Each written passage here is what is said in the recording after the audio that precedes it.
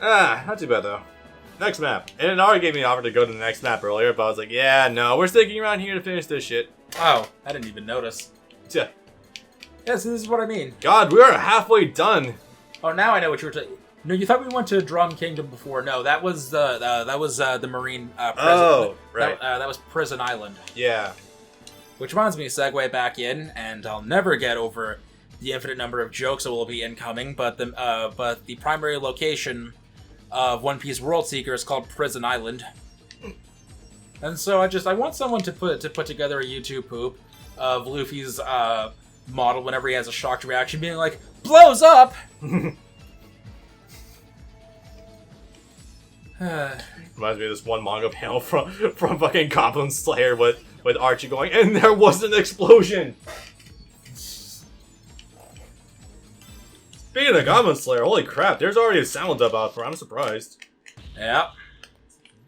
Goblin Slayer is one of my rare for a Gridman.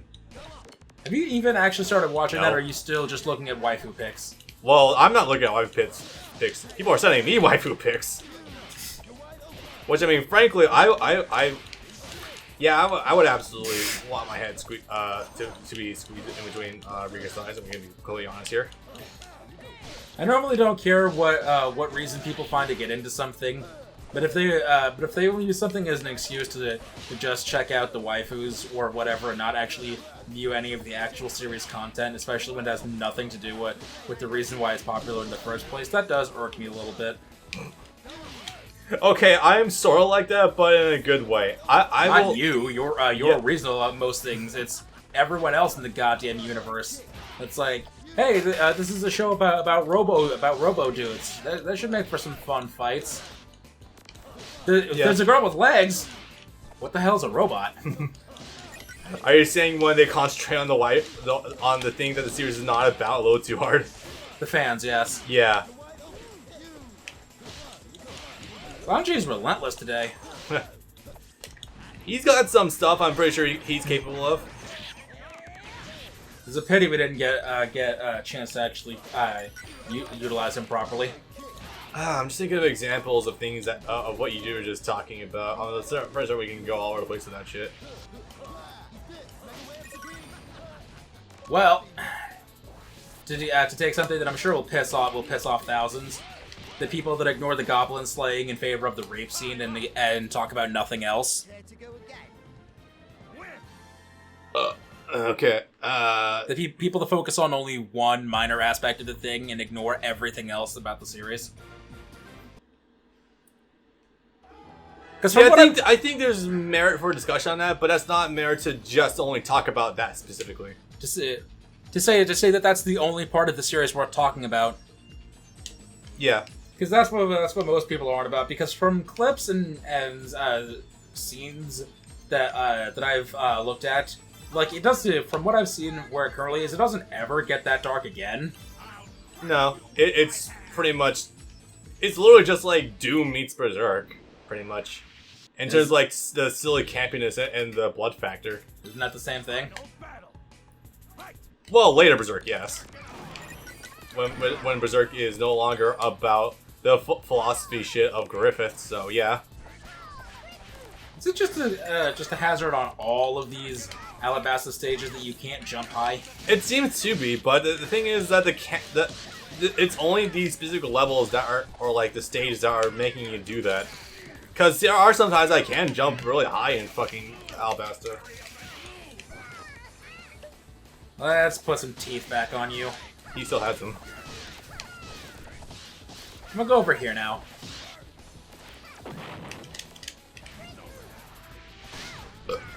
That's better. Yeah, that was a half point jumping up. But no, the whole Goblin Slayer thing, like the it's more sparking like actual conversation than anything else, and like it's not necessarily a bad thing, but it's more probably on like a huge risk that was taken by the animation studio at like the very beginning of it.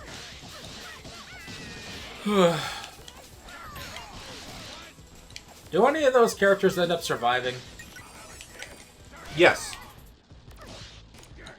I assume it's the cute one. Two of them survived actually. The one that was recruited by Goblin Slayer. I haven't watched Goblin Slayer yet. I'm just going by knowledge of what I've heard from other people. But the one that was the one cleric that was saved by Goblin Slayer, and the martial arts chick who was in fact raped by the goblins. Go figure. Yeah, go figure. It's fun to be topical. Yeah, totally. Especially when there's not really much in the story going on right now. This game has a story? Oh, fuck me. How have I not talked about this yet? What? You know about this, but y'all doesn't know. I'm made more progress in One Piece. In fact, a lot more progress in One Piece recently. Yes. I'm at Water 7 now. And by that, I mean the very beginning of Water 7. Did you enjoy watching 20 episodes of Davy Back fight in a row in one day? No, I didn't. It was more like, okay, these games like between the comical amounts of cheating and the referee letting them get away with it, combined with the fact that every time a new game started, it just felt like a complete accident. Even when Luffy got into the lead, I'm like, can we just like move on, please? Because Kuzan is waiting for me at the end of this tunnel. However, at the end of it, what the actual fight was actually pretty fucking decent with Luffy and Foxy. That was it. Which do you think was the single greatest individual waste of time?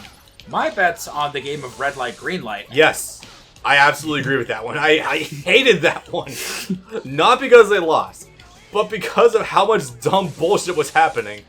One of my favorite parts that most people tend to ignore is actually the raft building contest, where it's Luffy and Sanji literally just sitting on a plank of wood, and Sanji doesn't give a shit, so he's just smoking off the side the entire time. Yeah.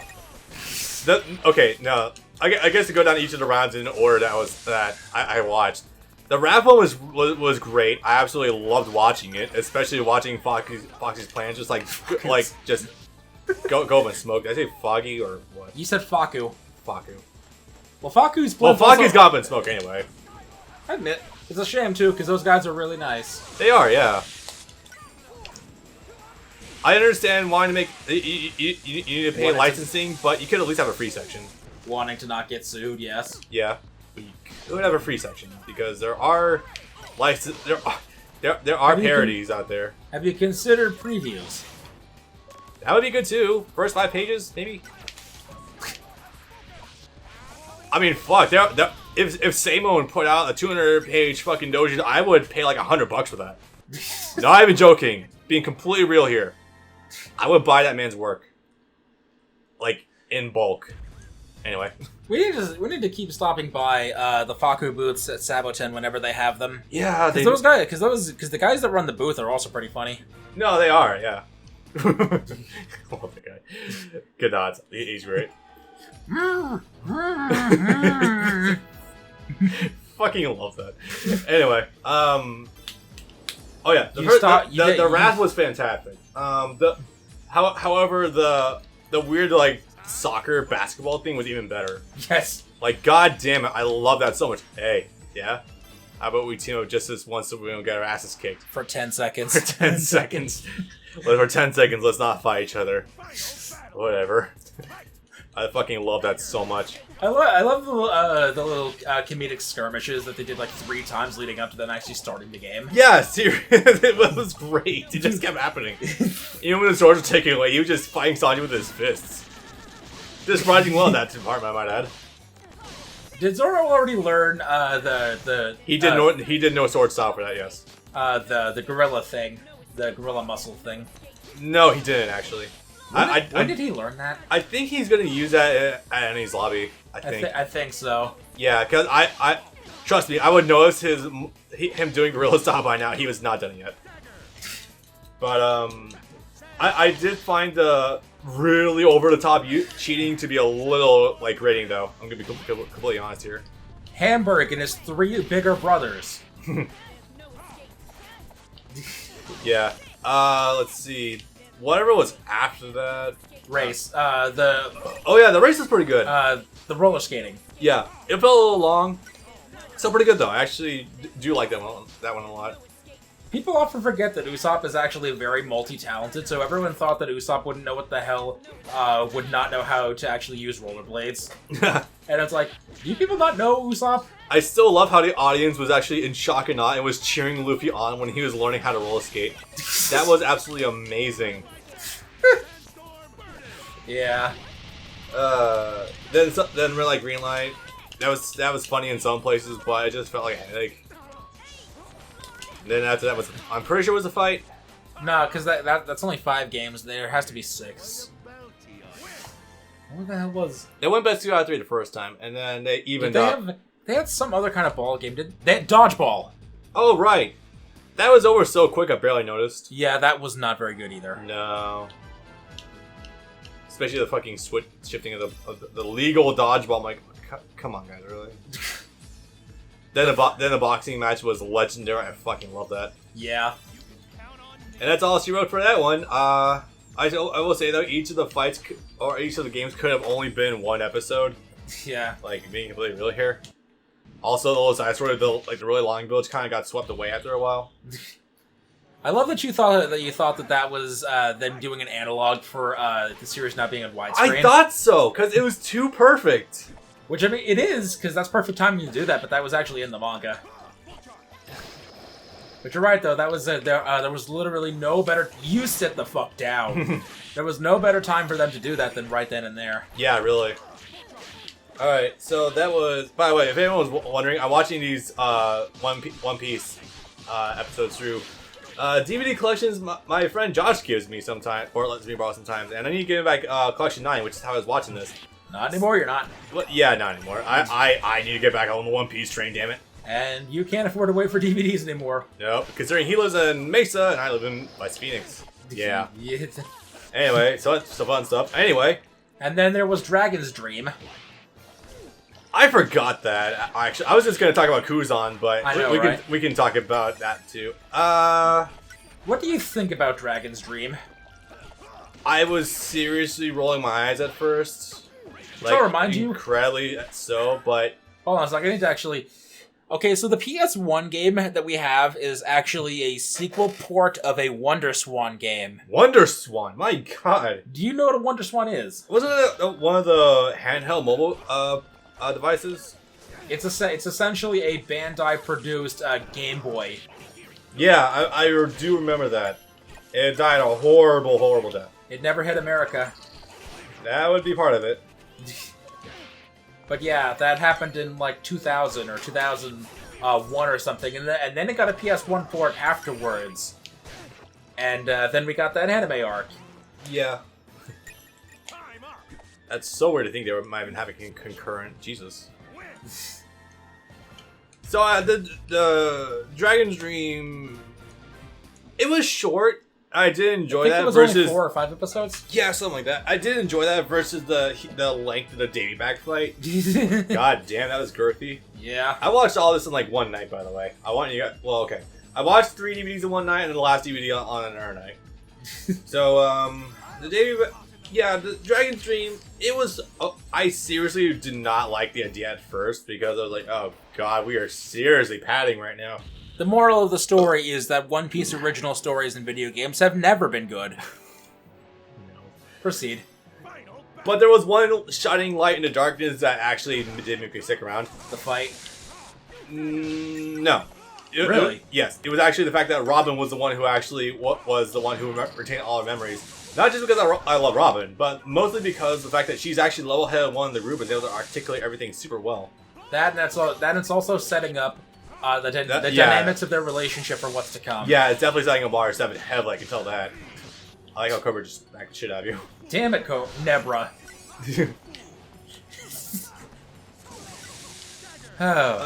Okay. And then afterwards... and then the next brilliant thing that happened after that was Luffy was the first one for you guys' memory, so that was really handy. I'm surprised Sanji and Usopp actually stuck around as long as they did, considering the fact that we have no idea what's going on, but they actually stuck around for a good amount of time, so that was pretty convenient. Although they didn't really play at the fact that, hey, I feel like I've done this before. They didn't really play out that too much, and I'm sad by that. Well, you consider what could have been if this was Naruto or Bleach filler, they would have comprised an entire 30-episode arc of everyone going to different islands trying to get back and then desperately trying to convince them, no, we need to keep moving forward, we can't go back, we've wasted too much time already. You are absolutely right. God damn it. I could be doing so many better things with 12 hours of my life. It's sad but true. Yeah, the actual conclusion, though, was actually pretty good.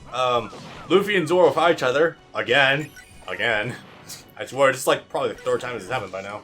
There's a running gag of Luffy's doing his stretchy thing to try to fly really far, really fast, and then ends up clocking Zoro along the way, like, every time. Yeah. And, like, for the first time in a very long-ass time, since the beginning of Alabasta, they reference it again, and it is great when he sends them flying into the water with him and Sanji at the same time. Yeah. And Luffy's completely dull-faced, like, oh, we're doing this again.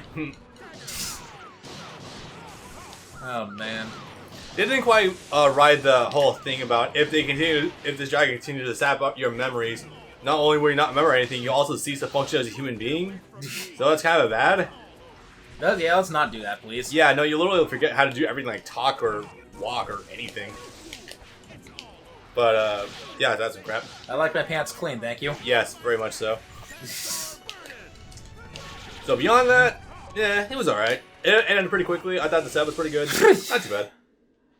Kuzan is just legendary, though. My god. Say the thing. My. What was the full thing he said? Crap, I don't remember off the hand. Another very sexy lady with super big bazongas. Are you free tonight? Another sexy lady with super huge bazongas. You do anything later? Sanja's just immediately like, hey, mind your own business. I'm like, oh my god, Aokiji is immediately my favorite character. God damn it. Ah, so good. Yeah. He left a hell of a good impression.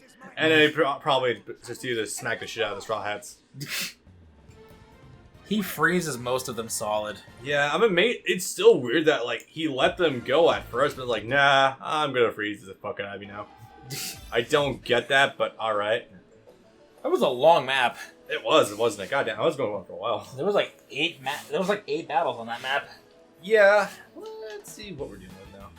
You got 4 here. Yo, music though. Level 75, we're getting there. I was gonna say that we're climbing. Climbing somewhere, yeah. Boy, howdy. Let's see. Yeah. Just because I'm pretty sure he might actually resist blades to some capacity, I'm gonna play it safe. He doesn't resist lightning. Fuck. You are absolutely right. Have any of us actually used the Thunderbolt Dragon itself? Me? Huh. I have before. It was a dragon that comes out. Rip it. What the fuck was it that sudden intangibility? That didn't need to happen. Okay, that was sure. Chugons! That is important to have. I should try them actually. The Chugons? Yeah, because like they do seem like they'd be pretty handy to have. You summon 2 of them. Wait a minute. I wonder. Oh. There is a fly swatter in here. If you want to like lightly tap it off the TV. Where's that? I really don't remember offhand. Spectacular. Yeah. Isn't there A and B like combination inputs or something? I think there is. No, A and X. Oh, yep, A and X. He summons a fucking Triumph for his unblockable. God, that range though. I know, right? So good. He's actually getting better than me right now. Fucking hell. The Jugons probably would help in that capacity. If you guys were missing the challenge of earlier maps, trust me, it'll be here before long. Yeah, no. This has been moving at a pretty good pace so far, so I'm not complaining at all about the challenge. Especially the crap that happened last time. Actually, the last recording session was alright. It was the second map that I remember being pain in the dick.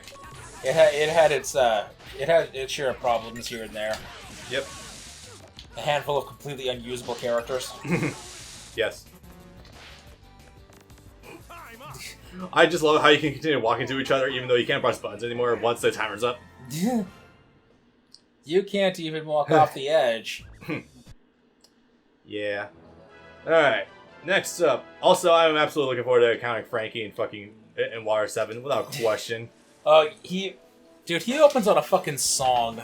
Amazing. Patrick, you're a wonderful person. They Alright. kept Patrick waiting for 5 years. Wow. Unlimited Adventure was released in January of 2008. They wouldn't get to Water 7 until 2013. God damn. I know, right? Let's see. They would end up having him be incidentals in the meantime while they kept him waiting. He played Kurobi and he played various background pirates. Immediately starting with the throw. Alright. Also, I brought Shiro along because why not? It's good to have a jumper against this sort of bastard. Yeah. Oh yeah, his health bar is also naturally huge fighting against mine too. Yeah, you're not gonna win this by health out. I mean, I could based on how sluggish he is in general. It's just I'd probably prefer not to on the off chance he does get a health lead. At this point, it's like, do 1 or 2 supers and get gold, and he'll never be able to catch up in that amount of time. Pretty much. Oh no, he's not even in the map anymore. Shit. I thought he was. I am absolutely wrong. Sweet. Who's your favorite vassal, Sky Knight, priest? Mine is actually Shura. Really? I mean, Yeah. Shura's okay. I wouldn't quite qualify him as my favorite though. Honestly, either the one with the extendable sword, or the one we were talking about earlier, the one who goes Gadot's an Ohm. Yeah. I think Shura is the best designed of the lot. You're arguably not wrong. I would actually say O might be the best designed, honestly. The dude wearing the parachute pants and the tank top? Oddly, yes. I feel like the glasses and the baldness combined with the clothes actually work pretty well for him. Hold on. Big. Bald.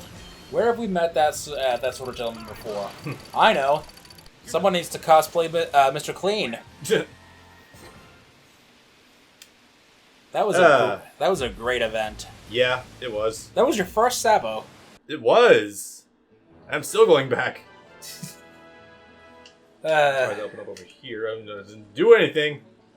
Cocky Town. Khaki Town. Cocky, I like it. Oh, I'll give her the cocky, alright. But Saffron Village.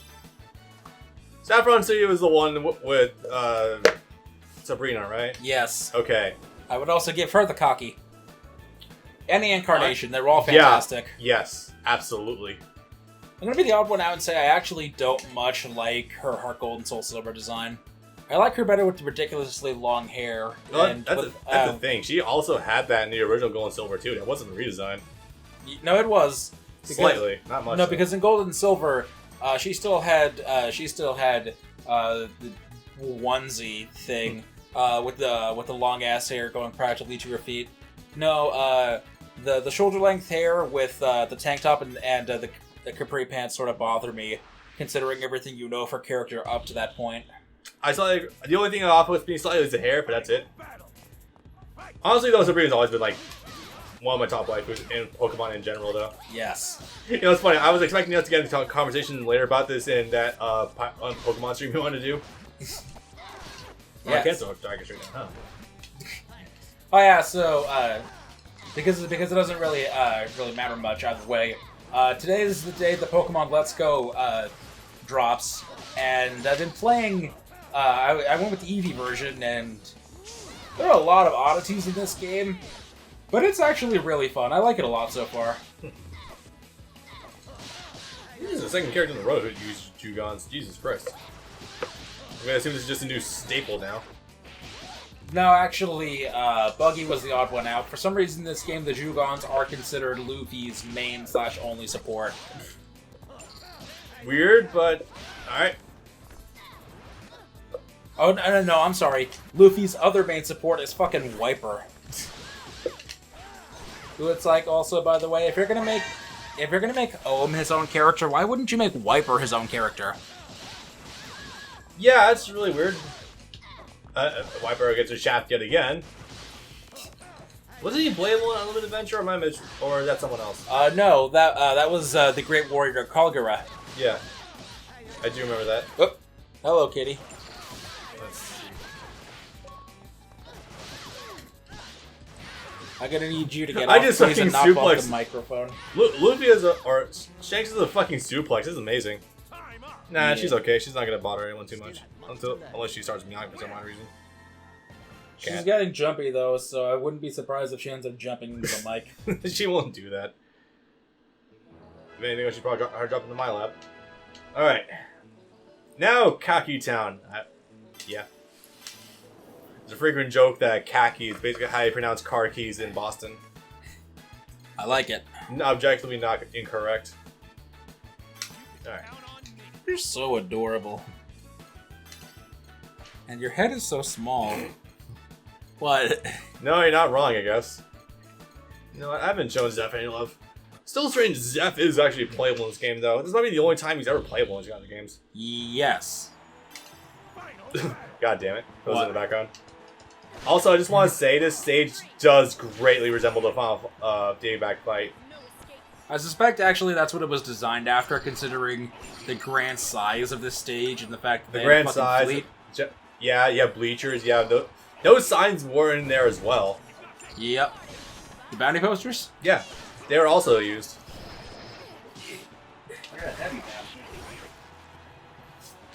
Alright, let's see. Zeph, what you got? That's funny to think in hindsight that at the time Luffy's bounty is 100 million, and he's struggling against someone whose bounty is 24 million. You mean Foxy? Yep. He does have. Yeah, he did have actually a bounty, didn't he? Yep. He was a bounty pirate.